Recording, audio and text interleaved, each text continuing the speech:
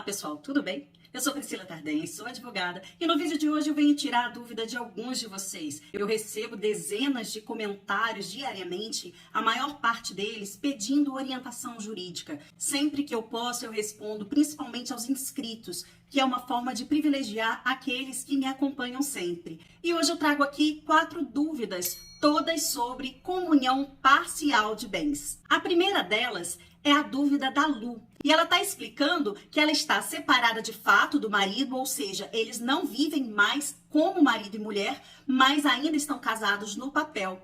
E para vender esse imóvel que ela recebeu em doação antes de se casar pelo regime da comunhão parcial de bens, o cartório exigiu a assinatura desse marido dela. Por isso que ela quer saber qual é a relação do marido com o imóvel que ela recebeu em doação antes de se casar. Nós temos aí 2 situações diferentes que a gente precisa explicar. A primeira delas diz respeito à questão da doação recebida antes ou durante a relação pela comunhão parcial de bens. Não há comunicação desse patrimônio com o cônjuge, mesmo que a doação tivesse ocorrido durante o casamento, porque a lei determina que vai haver comunicação, ou seja, os bens serão dos dois, serão bens comuns, se eles forem adquiridos durante a relação de forma onerosa, aquela que gera uma contrapartida financeira. Esse é o requisito para que aquele bem pertença aos dois.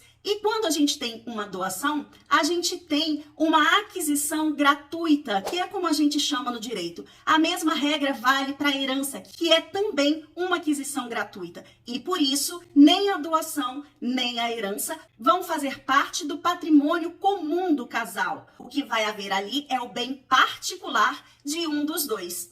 E foi isso que aconteceu no seu caso. Você recebeu uma doação antes do casamento e esse imóvel é apenas seu. E por que o cartório quer que o meu ex-marido assine junto comigo a venda desse imóvel? Porque aí é outra questão que não tem a ver com a propriedade que ele tem sobre esse bem. A lei também determina que para que haja a venda de bens imóveis durante a relação pela comunhão parcial de bens, tem que haver a concordância do cônjuge, mesmo que a gente esteja aí diante de bens particulares. O que o cartório está exigindo está correto, ele quer a outorga conjugal, ou seja, a concordância do cônjuge. E o fato de você estar separada e não ter feito o divórcio ainda, obriga você a buscar o seu ex-marido para assinar ali, dizendo que concorda com a venda desse imóvel. Mas e aí se ele não quiser assinar ou se eu não conseguir localizá-lo? Basta entrar com uma ação de suprimento judicial e o juiz vai dar aí essa autorização que está faltando por parte do cônjuge. Respondido então? Eu vou responder agora a uma pessoa que eu vou chamar de M, porque eu não entendi o nome que ele colocou ali no perfil dele. Então vamos lá. Houve um casamento anterior e depois desse casamento que se desfez, houve uma união estável pelo regime da comunhão parcial de bens, sendo que o cônjuge, no relacionamento anterior, deixou filhos e há também bens particulares em relação ao companheiro atual. Casamento anterior, filhos, bens particulares anteriores à união estável, aí veio a união estável pela comunhão parcial de bens. E ele narra que durante essa união estável foram adquiridos bens, alguns deles em nome de ambos e alguns deles apenas em nome da companheira. O M quer saber qual é o direito aí que se aplica numa situação de herança. Então, Amy, você se referiu corretamente aos bens particulares, que são os bens que pertencem apenas a um dos cônjuges ou companheiros, e você também falou de bens comuns, que são aqueles que pertencem a ambos em decorrência ali da comunhão de bens que foi estipulada para aquela relação. Nesse caso, há uma união estável pelo regime da comunhão parcial de bens e todos os bens adquiridos ali durante aquela relação de forma onerosa vai então entrar como patrimônio de ambos. E aí não importa em nome de quem esteja. A gente já mata, então, a dúvida relacionada aos bens que estiverem em nome da companheira. Não importa, vai pertencer aos dois. A gente tem também os bens particulares dele, que pertencem apenas a ele. Numa situação de morte desse companheiro, como é que fica a questão da sucessão? Ou seja, como fica aí a herança nesse caso? Para facilitar aqui o entendimento, eu fiz um desenho. Eu e a minha tecnologia de papel e caneta. A gente vai ter os bens particulares e a gente vai ter os bens comuns. Eu não sei quantos filhos tem nessa relação, porque o M não incluiu esse detalhe no comentário dele, então eu estou partindo do princípio de que há 2 filhos. Aqui, então, nos bens particulares, morrendo esse companheiro, os filhos dele vão adquirir 1/3 cada um. E a companheira vai adquirir também 1/3 do patrimônio particular do companheiro. Então, 1/3 para a companheira, 1/3 para o filho 1 e 1/3 para o filho 2. Isso tudo aqui é para fins de herança. Não se discute meação aqui, porque a gente está falando de bens particulares. Agora, olhando aqui para baixo, a gente tem a situação dos bens comuns. A gente vai ter aqui a companheira, que vai ser dona de 50% do patrimônio, e aqui não é herança, aqui é meação, e a outra parte, que caberia ao companheiro, vai ser dividida entre os filhos dele. Ela não participa da parte da herança. Por quê? Porque quando ela for herdeira, ela não é meeira, e quando ela for meeira, ela não é herdeira. Compreende? Então, nesse caso aqui, dos bens particulares, ela vai ficar com 1/3 do patrimônio do companheiro que morreu, e dos bens comuns, ela vai ficar aqui com metade dos bens comuns. Em relação aos filhos do companheiro que morreu, cada um vai ficar com 1/3 do patrimônio particular e 1/4 do patrimônio comum. Deu para entender? Eu agora vou tirar a dúvida do Vander. Durante o relacionamento, o casamento ali, pela comunhão parcial de bens, foi adquirido um carro e esse automóvel valia R$25 mil.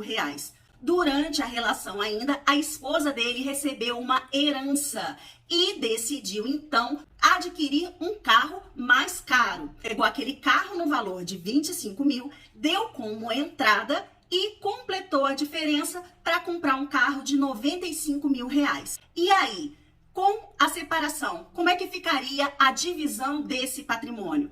25 mil é a parte que cabe aos dois, ou seja, 25 mil é bem comum, e a gente tem aqui 70 mil, que é a diferença, né, entre 95 e 25, tem 70 mil aqui, que é bem particular da esposa, por subrogação. Por quê? Porque ela pegou um dinheiro que ela recebeu de herança, ou seja, bem particular, e investiu aqui na compra desse novo carro. Então, ela substituiu o patrimônio de outro bem que era particular, pode ser aí dinheiro ou qualquer outra coisa que ela tenha vendido, e colocou aqui. Essa parte continua sendo apenas dela. Eles se separando, como é que ficaria a divisão do patrimônio? Essa parte aqui pertence 50% a um, 50% a outro. Então, aqui o marido vai ficar com 12.500, que é a metade de 25 mil, e a esposa vai ficar com 12.500 mais os 70 mil, que vai dar, então, 82.500 do carro, que vale 95 mil. A gente vai trabalhar com os valores. Não dá, é claro, para dividir um carro, né, ao meio ou então em partes para poder dizer, toma aqui, você fica com as portas e eu fico com as rodas. Não existe essa possibilidade. Então, a gente vai sempre trabalhar com os bens indivisíveis a questão dos valores correspondentes. E nesse caso que o Vander trouxe aqui para mim, a solução dele é essa aí, segundo a lei. E para finalizar, eu trago aqui a dúvida da Rafaela. Eu vou usar esse questionamento para trazer algumas explicações para vocês, mas vocês vão ver que é impossível, com base nessas informações, apresentar uma resposta que ela estava esperando. Eu não tenho como dizer qual é a solução. Uma mãe X se divorcia e na hora do divórcio, o ex-marido deixa um imóvel para a filha. Primeira informação aí. Essa mãe vende o imóvel e compra uma casa. Segunda informação aí. Um tempo depois, essa mãe X se casa novamente pela comunhão parcial de bens. Terceira informação aí. O atual marido tem 2 filhos de outro relacionamento e 3 netos. Então a gente coloca aí uma quarta informação. O marido novo e os filhos terão direito a esta casa? Ou só irão ter direito sobre os bens adquiridos após o casamento? No divórcio, o pai, então, deixou para a filha um determinado imóvel. Sim, isso é possível, não é problema nenhum, desde que esteja, obviamente, tudo documentado. A mãe pegou esse imóvel que pertencia à filha, vendeu e comprou outro imóvel. Aí já começa a minha dúvida. Como que essa mãe vendeu o imóvel que estava em nome da filha? Se houve isso, há, no mínimo, aí uma fraude. Porque não é possível pegar o patrimônio de um menor, vender e adquirir outro patrimônio em seu próprio nome. Eu já tenho vídeo aqui no canal em que eu explico que para vender o patrimônio de uma pessoa incapaz, que é o caso dos menores, o juiz precisa dar uma autorização específica, justamente para que não haja esse tipo de situação de uma mãe vendendo o patrimônio que pertence ao filho menor. Então, quem tiver dúvida pode conferir esse vídeo, eu vou colocar aqui na descrição para entender o que eu tô falando. Mas vamos seguir aqui na dúvida da Rafaela, porque tem muitas outras coisas que são interessantes da gente discutir. Esse marido vai ter direito à meação desse imóvel? Não, não vai ter direito à meação, porque o casamento se deu pela comunhão parcial de bens e esse imóvel foi adquirido antes da relação. Porém, eu imagino que a pergunta dela esteja associada ao direito sucessório, ou seja, herança,